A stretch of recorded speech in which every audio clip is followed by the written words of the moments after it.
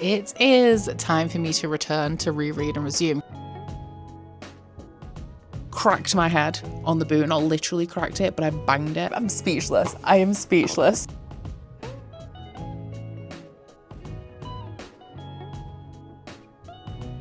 Something that James Islington is really good at is a dynamic epilogue.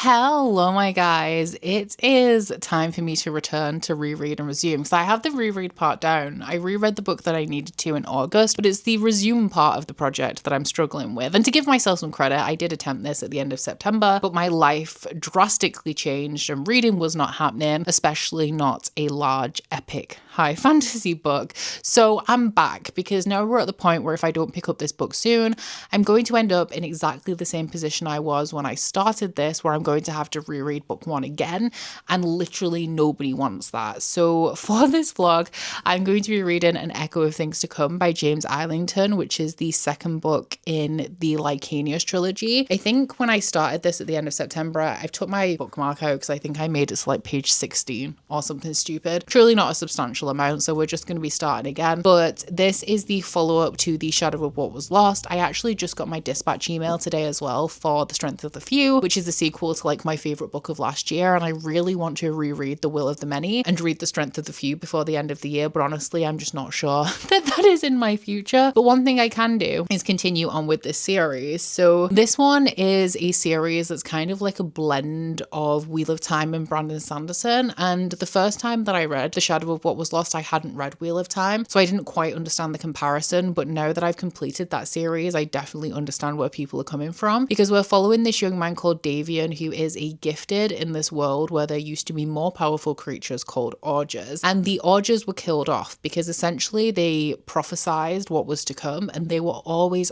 right until one day they weren't, and in a panic trying to keep hold of control of the country because they pretty much ran the government, they ended up kind of aggravating the public, who started to realize that the augurs were now unreliable, and they ended up removing them from power and killing them all. So the gifted still remain, and these are people that have a physical manifestation of the magic, but they don't have the mental manifestation that the augurs do. So they can't prophesize, they can't control people, they can't read people's minds or emotions. And Davian is one of these people, and he attends this academy. He lives under this very strict set of rules where he's not actually allowed any freedom. He's essentially enslaved because he's a gifted, and he's also a terrible gifted. He's not very gifted at all. He's failing all of his classes, and he has this trial coming up, and if he can't pass it, which he's not going to, then he's going to be stripped of his magic. So he's panicking as this date is arriving, and a man approaches him and gives him this mysterious artifact and tells Davian that the reason why he's so terrible at being a gifted is because he's actually an augur, and so he sends him off with this artifact to patch up a barrier in the north which has been constructed, I'm assuming like hundreds if not thousands of years ago, to keep essentially this Dark Lord figure and all of his monstrous creations in check. However, it's been weakening and monsters have been slipping through, and only an augur can repair it. So Davian goes on this mission with his best friend, who insists that he's going to come along, and they meet some more people along the way that join their plight, but ultimately they find out that things are not as they seem, and maybe they haven't been told the whole truth after all. So based on where we left off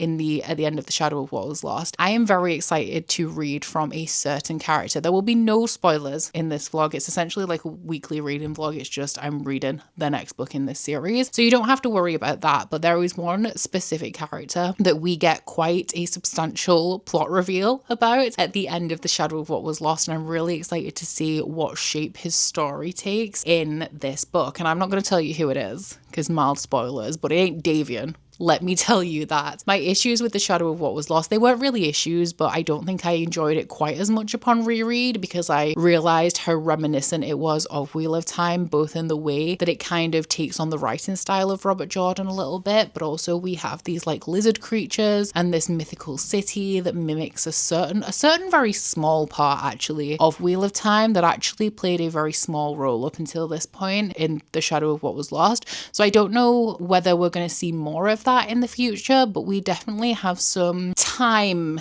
management elements in here, like maybe potential timelines crossing, and I'm excited to see where that goes. But now, having read The Will of the Many and thinking about The Shadow of What Was Lost, like rereading it after having read The Will of the Many, I know that James Islington likes his sci-fi.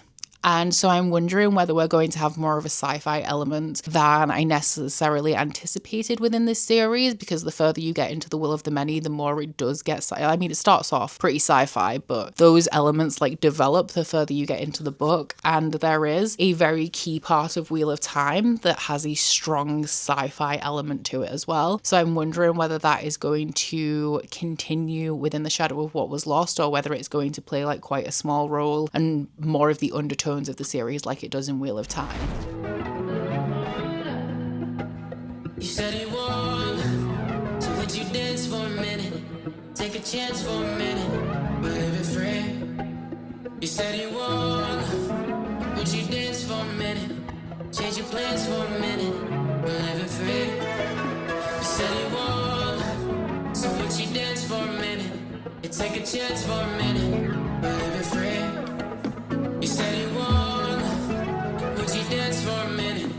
Change your plans for a minute. So for me, I kind of developed my concept for how the magic system and the world worked as very, very science-based, and I kind of jokingly call it like a science fantasy, because to my knowledge, as like kind of the omniscient person over this world, like it was very science-based, but then at the same time the story is told by these people who are very religious, and so for them it's more magic. So it's kind of like, to the characters it's like a fantasy, but to me and as the writer, like viewing the universe, it was more like a science fiction story, and that's kind of the way that I worked on it. God gave his own, came to its own call, and homeless an angel.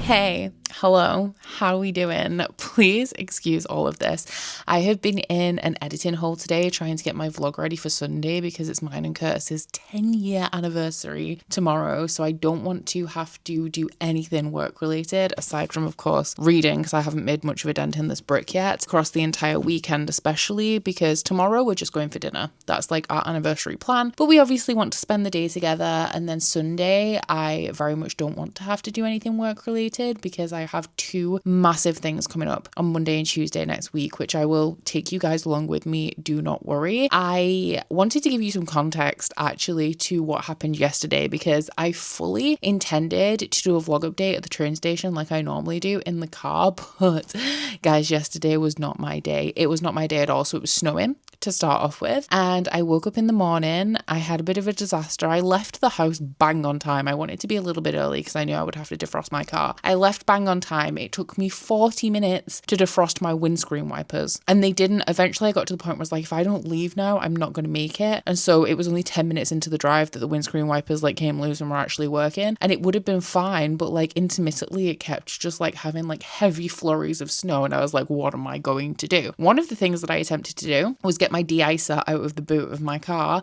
cracked my head on the boot, not literally cracked it, but I banged it, and I've got a pretty substantial lump on top of my head, which is potentially why I have such a big headache today. When I was getting off the motorway, it was like nobody has ever driven in snow before, and I want to emphasize that the snow was really not that bad. Like, aside from the little side streets and stuff, like the main roads, pretty clear. Like, we've been de-iced, we've been gritting, it's fine. And when I got to Doncaster, which is the train station that I was driving to get, because I tend to drive there and get a direct train to London because it's cheaper to do that than get a train and like change in Doncaster, so I just drive the first part. But when I got to Doncaster, the traffic was horrendous. There wasn't even snow on the ground there. There was snow coming out of the sky, not even snow on the ground, and the whole thing was chaos.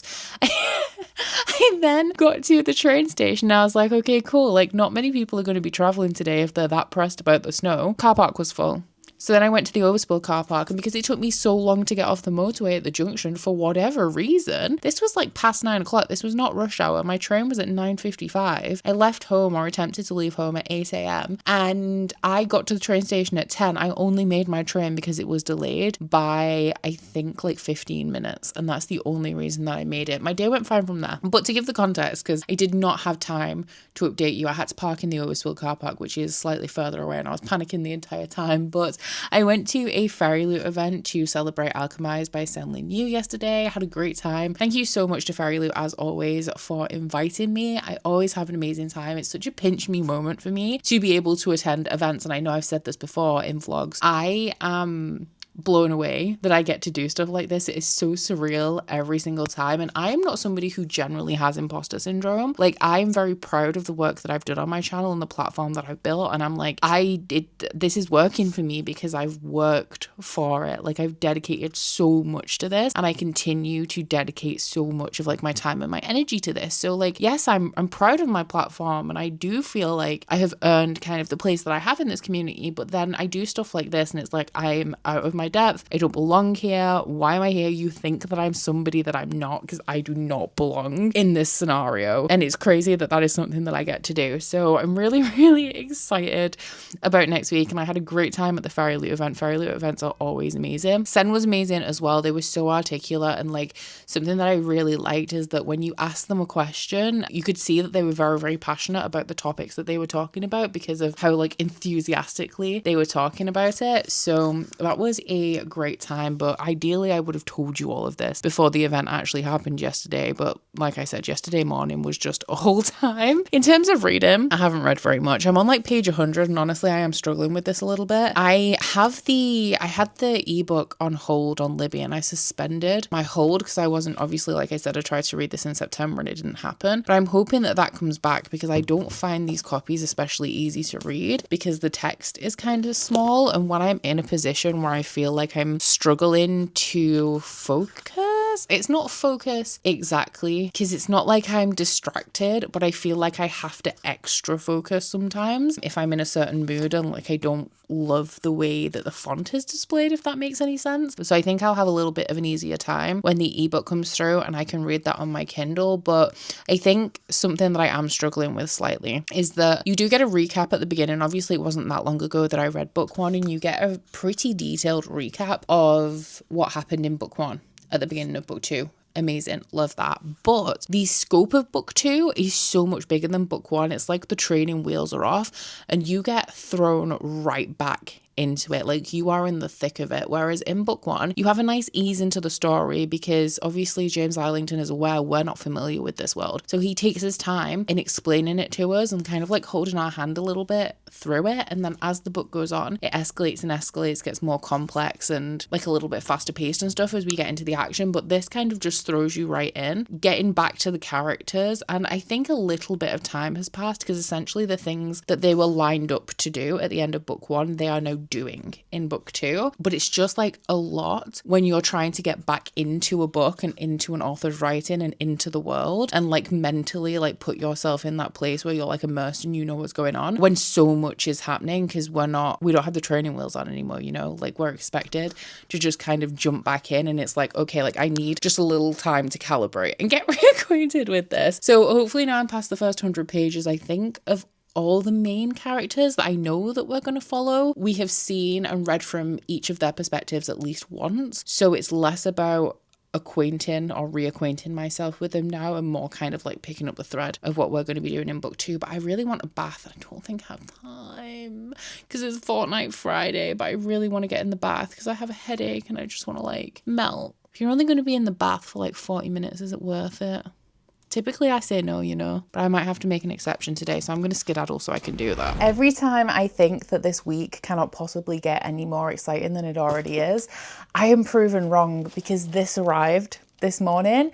I have no idea how this got to me. I don't know why she's here, but I am not mad about it. I'm assuming that this is a proof copy of Blood and Fire by Ryan Carhill, which is a very well-loved adult epic fantasy series that I've been meaning to get to. I do have the first book on my Kindle because it is available on KU, and it's being traditionally published by the Broken Binding Publishing, which is the new imprint publisher associated with, of course, the Broken Binding, who are a bookshop and a Bookish subscription. So I believe believe that they have 4 limited proofs, like in different colors. So I don't know what's going to be in here. It feels heavy. So I'm guessing it's not just a book, but I was actually talking about this series when I was at the event in London on Thursday to Jess and Tammy, who are both big fans of this series. And they said, because I thought that these books were like 600-700 pages. I believe the first one is around that, but they go up to like over 1,000 pages very, very quickly. So let's crack this open. Ideally, I should have left this for my November unboxing, but I'm only going to be filming that in like 2 weeks. And honestly, I just could not wait this long because I did not have any idea that this was coming. I think the Trad Pub re-release is in February. Oh, is that a poster? That is like heavy. Oh my god. I mean, she's got a little crumpled in transit, but that is absolutely stunning. I don't know who any of these people are, but I am excited to find out. Oh my god, we have like big creatures in here. Dragons, wolves. I'm intrigued. So she feels like a hardcover. Guys. Should we do, I don't know which one to do first. Oh, I got the black one. This is the one that I wanted. They are all gorgeous, but I wanted the black one. Oh my god, look at this. I think this is the first time that I've ever had like a limited proof. Like, I had one for the Devils, but one that is kind of like the ones that they make that are collectible. I am obsessed. Thank you so much to the broken binding. I am shook to my core because, like I said, I do not know how this arrived. I don't know if I requested this, but whatever I did to get my hands on this, I'm grateful to my past self. So this one is the proof. What's this one? This is actually shorter than I anticipated. The first one is just under 400 pages. This is also a proof. I am shook. I am shook to my core. Look at this. This is a proof. This is a proof.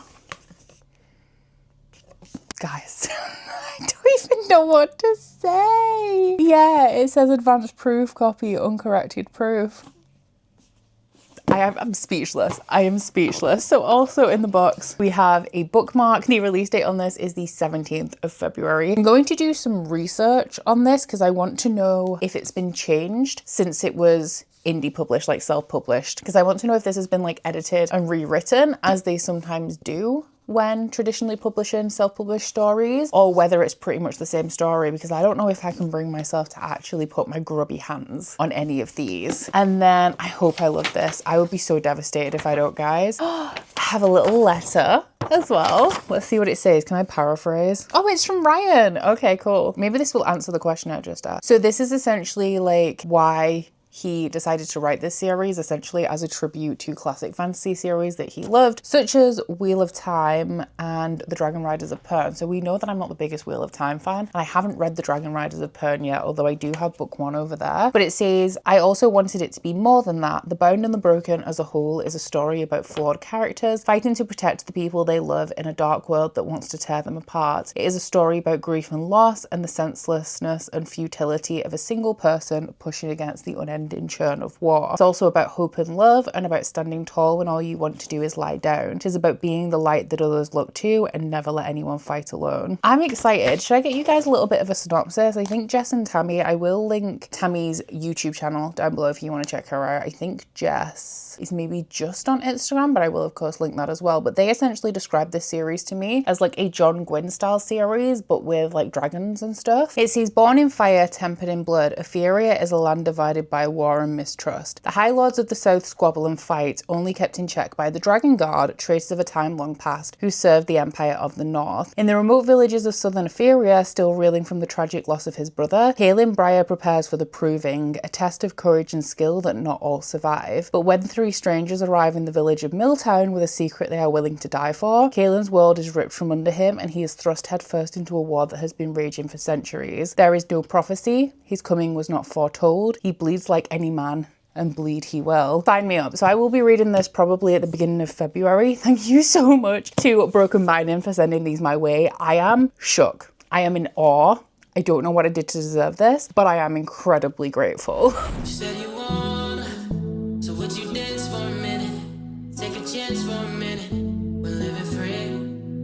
You said you want, would you dance I have just showered because I went for a run this morning. It's only actually my second run since I got back from Zanzibar at the end of July because I hurt my foot very shortly after I came home. I think I mentioned it at some point on my channel, but that essentially put me off running for a few weeks while that healed. And then obviously life happened and I haven't, like, it just seems it's always a bit of effort to, you know, psych yourself up to work out, but I feel like running is just next level. And realistically, because I'm not a runner, I don't do long distance running, I don't have a ton of stamina yet, and especially now that I'm starting again, I'm kind of building that back up to where it was. So I only go out for like 30 minutes. So realistically, it's actually a quicker workout than anything else that I do, because I tend to do more between like 45 minutes and an hour, but psyching myself to get out that door, it takes a while. Normally I go without anything in my stomach as well, because I get heartburn like when I'm running, even if I've just had a drink, but I could not face the world without coffee this morning. So I had a cup of coffee and then I actually managed to get my ass out the door, and I'm really proud of myself because I wanted to run this morning. I wanted to wash my hair because I'm going to London tomorrow. So having it done earlier in the day means my evening's a little bit less stressful, and obviously tomorrow morning. So I wanted to do all of that, but I woke up feeling really unmotivated. And then when that happens, like sometimes I start to panic about it, and none of this is fun at all. So I'm glad that I managed to get that out of the way. But I'm about to do sprints on Patreon because I also haven't done that yet this week. And because I'm going to be in London for the next 2 days, I am coming back in between because it's like significantly cheaper. And like for my own personal comfort, I'm like, was that a mistake? But it's done now. So we'll see. I'm about to have like a tax in a couple of days. But because I am having 2 consecutive days in London, I have a few Etsy orders that I need to send and my delayed Patreon bookmarks for the month of September and October. So for the bookmarks, I send the bookmark from the month previously at the beginning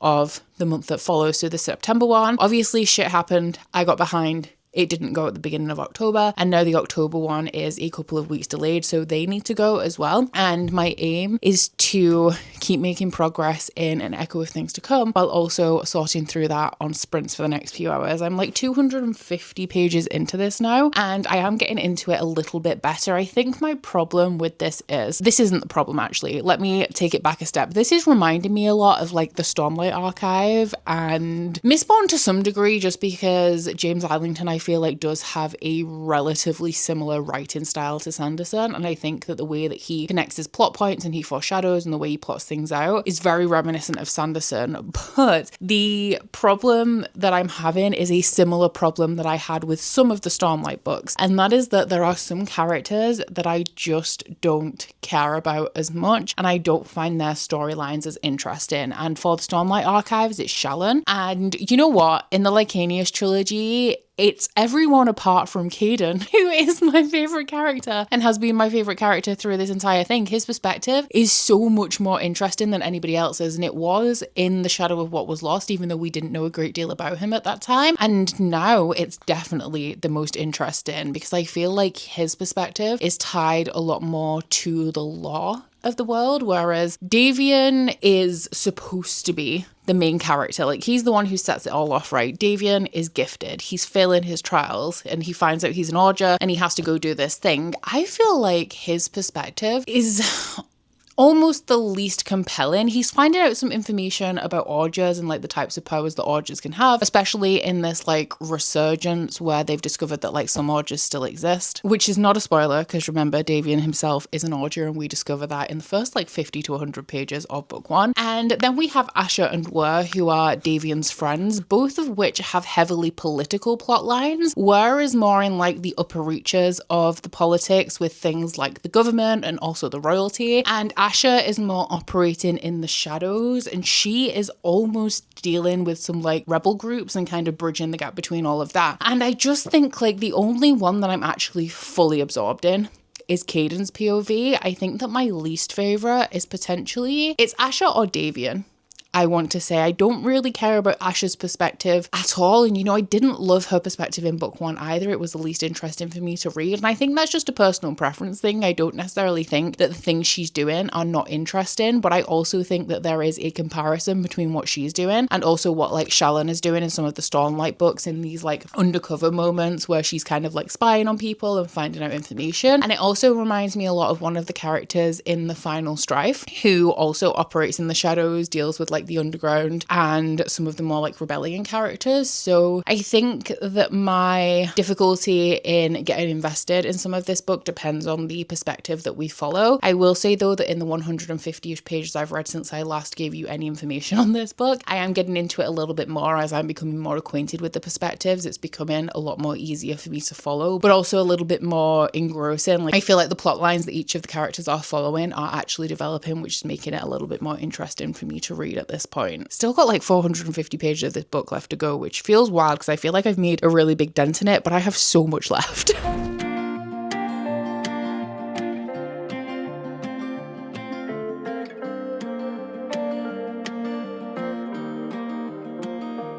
How many burgers and fries did we eat on takeaway nights? How many miles did we burn just to see a little of the world? How many times did we say we'll forever be this way?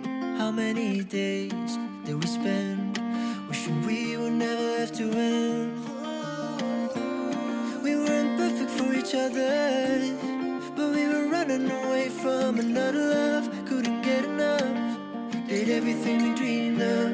In 2016 in Seattle, I hope you know that I'm thankful for all we did and all we tried to do.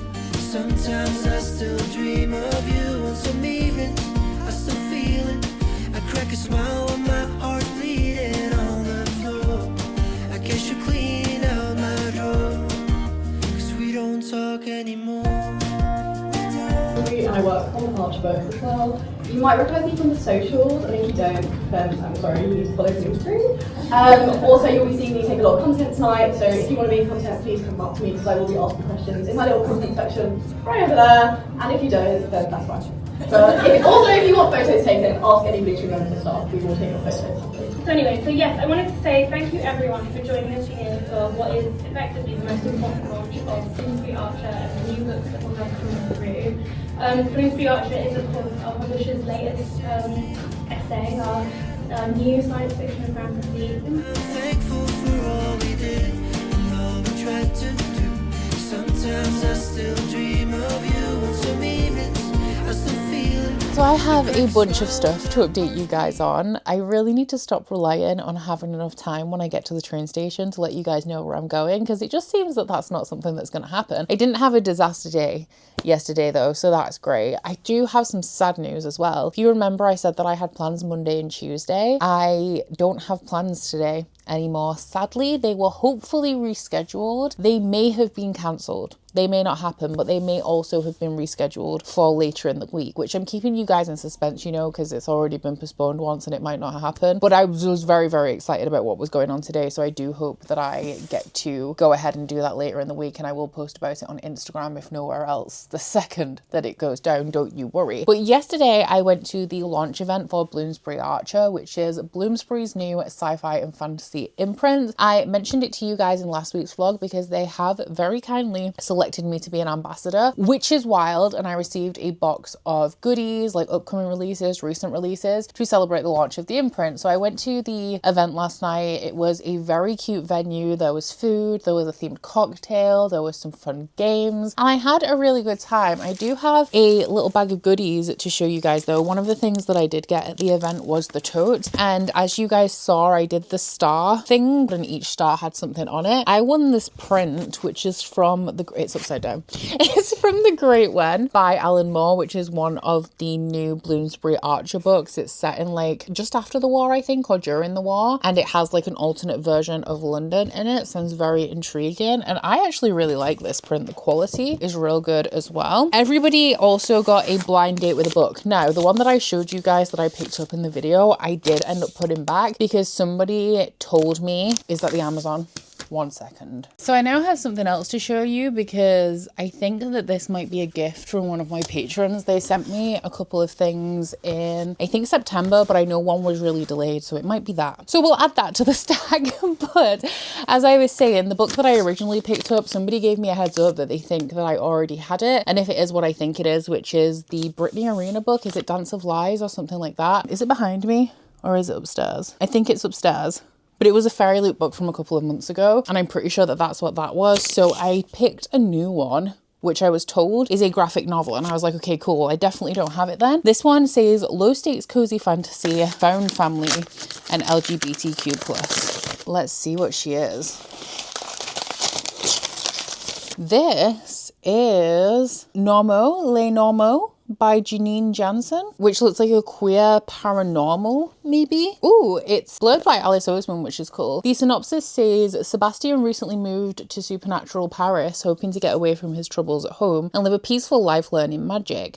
But what are you going to do when the really hot vampire you made out with last night to forget your troubles turns out to be your neighbour? Both boys have insecurities holding them back, but with a little help from friends, they can find the courage to give romance a go. So Les Normaux, I feel like, is how that's pronounced. It's been a long time since I've done French, but that sounds super cute. I like a comic from time to time. I feel like I haven't had a lot of good comic recommendations or graphic novel recommendations recently, so I haven't been reading a bunch, but this could be cute, and if it's anything like Heartstopper, I'm sure to love it. So we can add that to the November haul pile. I have just filmed, the reason why I'm down here is because I just filmed the first clip for the next episode of Shelve It or Scrap It, which should, fingers crossed, be the next vlog style video you see on my channel after this one, but I won't spoil you for what came up. You'll have to wait and see. I also, in this goodie bag, got a couple of other things. I got a cool metallic pen, a metallic marker, a sugar cookie, which is now broken, unfortunately. That sounded like I was mad about it. I am mad, but because I'm the one who's broken it, because I looked in this bag last night and it was not broken then. We also got like a bunch of promotional bookmarks. I think that one, yeah, is actually from that graphic novel I just showed you. We have this one from Dawn of the Firebird, which I'm so excited to read. That looks so good. And then we also have this Bloomsbury Archer one and To Dance with Death. So that's the sequel to the Brittany Arena book that I was talking about. And then I think we just have like my umbrella in there. So I feel like we should leave the Amazon parcel for last because she's only just arrived. She doesn't get to jump the queue because I also have a little PR box from a cosmetics company that reached out to me, and these look really cute. It's like a mix of like beauty and wellness, and I wanted to try out their products. One of them in particular sounded really interesting to me. The company is called Sweet Bee Organics. Oh, I love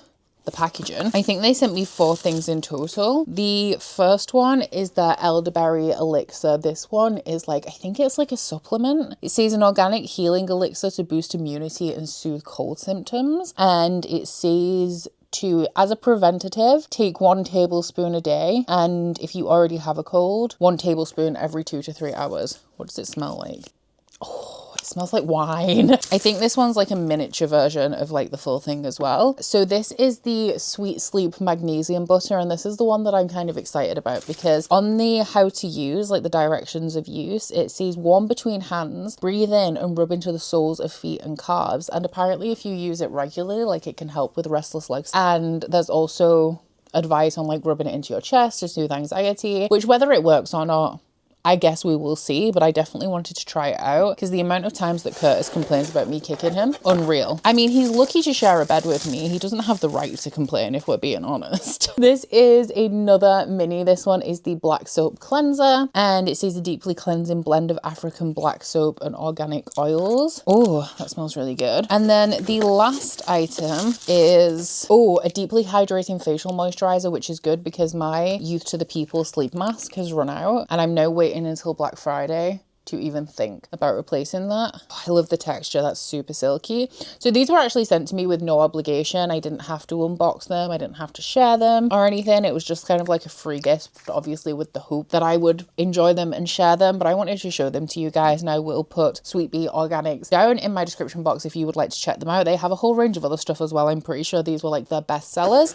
And thank you, of course, to Sweet Bee Organics for sending these my way. I'm very excited to try them, especially as I said, magnesium butter. And then, seeing as the parcels keep coming, let's do this Amazon parcel. The reason that I think this is from Teresa is because it feels like a manga, and if I know Teresa, I know that both of the things that were sent were manga. Oh my god. Teresa Volume 6! Thank you so much. The amount I've given up on this series to some degree because it's taken me so long to find the installments. They're so hard to find. They went out of print in like 2020, which coincidentally was when I started reading this series. And so I have struggled to continue on. But this is like a young adult contemporary manga version of New Girl. And you do have to kind of suspend your disbelief a little bit, because this is about a girl who runs away from home because I think her mother died and her father remarried, and they're having a baby, and she feels really pushed out of her house. It's more of like a her thing than anything else, but she obviously feels like this baby's getting more attention than her and it's making her feel a kind of way. So she runs away from home and she stumbles across this drunk guy in a park who's like in his early 20s, and he's lost his house keys, and he says that she can go and live with him if she finds his missing house key. What was the second condition? Oh, I think tells him why she left home and has a dream and falls in love,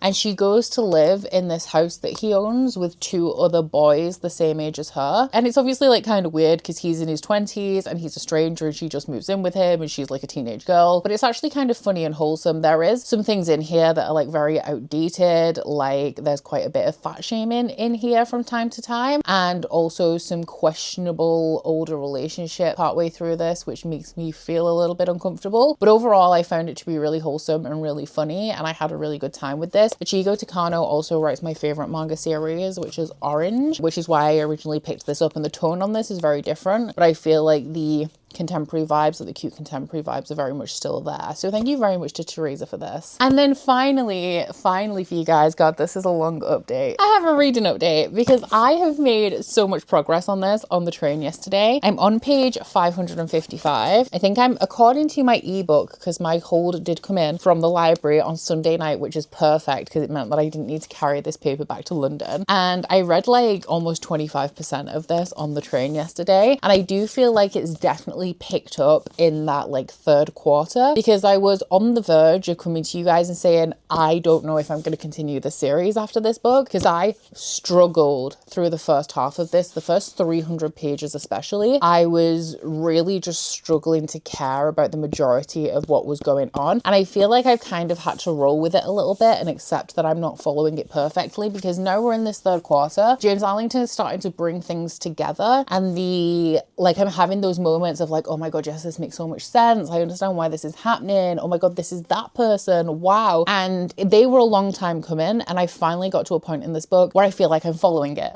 which is amazing. But I was struggling through the first half of this, and I was genuinely thinking, I mean, I still have 160 pages of this book left, so I could still DNF at this point. I'm not guaranteed to finish this one, but, well, DNF the series, I'll definitely finish this book, but it's definitely going in a much better direction than it was yesterday morning when I was very, very unsure. So I'm actually really excited to continue on with this now. Hopefully I will finish it up today, because our vlog is scheduled to finish today. Unfortunately, my thing that I was going to was cancelled because I had 2 long train journeys again that I would have been taking today, and I would definitely have gotten this done. But alas, I'm just going to have to try and find focus at home. It's actually, I'm like really gutted that this thing has been cancelled, but I am also kind of happy because I woke up at 8 o'clock this morning getting ready to like go out because it was only cancelled this morning, and I felt like I'd been hit by a train because I got home at like 1:30 in the morning last night, and I was like, I don't know if I can make it. And then I got myself ready, I did my makeup, I did my hair, and then it was cancelled, and I was like, well, you know what, I have the entire day to be productive because I got myself out of bed at a reasonable time, I got ready, like I got presentable, and so I've been filming, and it's all worked out well in that regard, at least, if nothing else. My hair is a little bit of a hot mess today, which is why I'm debuting my Talk to Me About SFF hat that I got in the Bloomsbury box that I received last week. It's really difficult for me to find caps that work for me because I have an obnoxiously round head, and I feel like this one is doing a good job. If you disagree, don't crush my hopes and dreams or anything like that, but consider this a soft launch, and I may wear this more frequently, not for vlog updates, but like generally outside in the world. I enjoy it. That is not the point. The point is that I'm here to let you guys know that I have finished An Echo of Things to Come. And guys, I don't love this series. I don't hate this series, but I feel like if we were to talk about this in comparison to The Will of the Many, which was my favourite book of last year, so excited to read The Strength of the Few. It's right over there in a box, and I'm so excited to tear into it. If we were to compare the two series, Brandon Sanderson's influence on James Islington is very apparent in my opinion, or maybe were his writing and his story construction compared to Sanderson. And this series, I feel like, is Wheel of Time meets Brandon Sanderson, whereas The Will of the Many is like Red Rising meets Brandon Sanderson. And so those are two very different types of fantasy. I mean, Red Rising is solidly sci-fi, but I always say that Red Rising is a sci-fi with a dystopian plotline that actually reads like a military fantasy. And all of James Islington's books are sci fantasy. This has a heavy science fiction element, although I would, if I had to narrow it down into one category, I'd say it was more high fantasy. And The Will of the Many is a little bit more sci-fi, but again, it is like sci fantasy and still, I think, overwhelmingly a fantasy over a sci-fi. But this one, I feel like the way that it leans into the classic high fantasy, the way that it is compared to Wheel of Time, the way that it has some of the same elements and some of the same pacing that I don't love, I feel is where this series is losing me a little bit. And I do feel like James Islington does this thing throughout this series, especially because we're dealing with some characters who are, like I said, potentially tied to the lore of the world. They will meet other people tied to the lore of the world and they will have a conversation that doesn't really mean much to the reader. But in hindsight, when you get some of the plot reveals, like it kind of makes more sense. And obviously, because these two people know each other, they don't have to explain what they're talking about. And actually, some of the part of the plot is that the characters are potentially having like visions or like they're reliving past experiences, but they don't have any actual memory of the experience. This is something that has kind of come back to them. And so they're also confused about what is going on, but I'm also confused about what's going on. And that can make it difficult for me to concentrate on this and really become invested in it. I still have the same favorite character that I have had throughout this entire series, and while I think all of the perspectives got a little bit more interesting towards the end, there are still quite a few characters that I'm very lukewarm about in this series, and I think the lack of people to root for is maybe one of the reasons why I'm not enjoying this as much as I would like to. Whereas once again in The Will of the Many, we just have the one central main character in book one, and so it's quite easy to kind of like understand his plight and root for him. I definitely struggled through the first half of this book as well. That was very apparent, and I think that it came together a little bit more in the end, because while all four of our main perspectives were focusing on something different throughout the beginning of this, those things started to come together. And then my favorite part of this book is where everything started to slot together and we started to gain a little bit more of an understanding of what was going on. I think that the magic system in this, while it does have some rhyme and reason, is not the like solid, logical, hard magic system that I prefer. And I think combined with the fact that a lot of this doesn't make sense as you're reading it, because it doesn't quite make sense to the characters and they're trying to figure it out as we are, has meant